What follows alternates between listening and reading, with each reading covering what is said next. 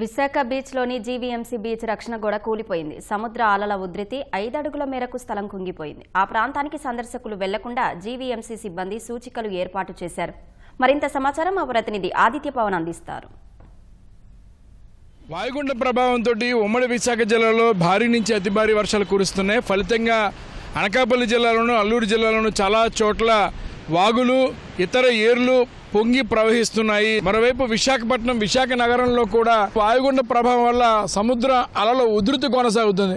మనం చూడొచ్చు సముద్రం యొక్క అలల ఉధృతి కొనసాగుతుంది. ఏ రకంగా ఉందో మొత్తం సముద్రం అంతా కూడా అలలు సుమారుగా అడుగు నుంచి 2 అడుగుల పైగానే అలలు ఎగసిపడుతున్నాయి.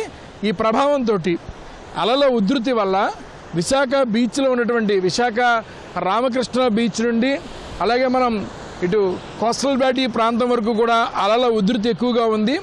ఆ ఉధృతి వల్ల సీపెరల్ ప్రాంతం అంటాం దీన్ని. ఈ సీపెరల్ దగ్గర మనం చూడొచ్చు మొత్తం 10 అడుగుల మేర ఉన్నటువంటి మొత్తం అంతా కూడా కుంగిపోయింది.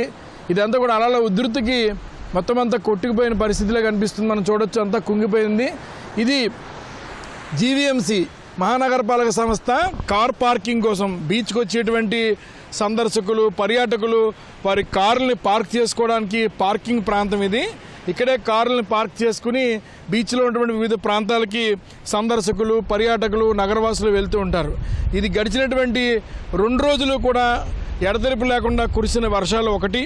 రెండోది సముద్ర అలల ఉధృతి ఎక్కువగా ఉండడం వల్ల మొత్తం ఈ ప్రాంతం అంతా కుంగిపోయింది. మనం చూడొచ్చు సుమారుగా 5 అడుగులని మించినటువంటి ప్రాంతం అంతా కొట్టుకుపోయింది. మనకు స్పష్టంగా కనిపిస్తుంది. మనకి అక్కడ మనకు కనిపిస్తుందంతా కూడా ఇది కూర్చోవడానికి సందర్శకులు పర్యాటకులు కూర్చోవడానికి గ్రానైట్ రాడ్ వేసి ఏర్పాటు చేసిన ఒక రక్షణ గోడ. ఇది రక్షణ గోడ నుంచి సుమారుగా ఒక 5 అడుగుల పైనే మొత్తం ఇదంతా కుంగిపోయింది. అయితే ఆ సమయంలో ఇక్కడెక్కడ కూడా వాహనాలు లేకపోవడం అలాగే మహానగరపాలక సంస్థ కూడా ఇక్కడ స్టాప్ బోర్డులను ఏర్పాటు చేసి ఈ ప్రాంతం వైపు వాహనాలు రాకుండాను అలాగే ఏ రకమైనటువంటి పర్యాటకులు సందర్శకులు రాకుండాను కొంత ముందుగానే స్టాపర్ బోర్డులను ఏర్పాటు చేశారు. ఆ బోర్డులు ఏర్పాటు చేయడం వల్ల ఈ ప్రాంతానికి ఎవరూ రాగలేదు.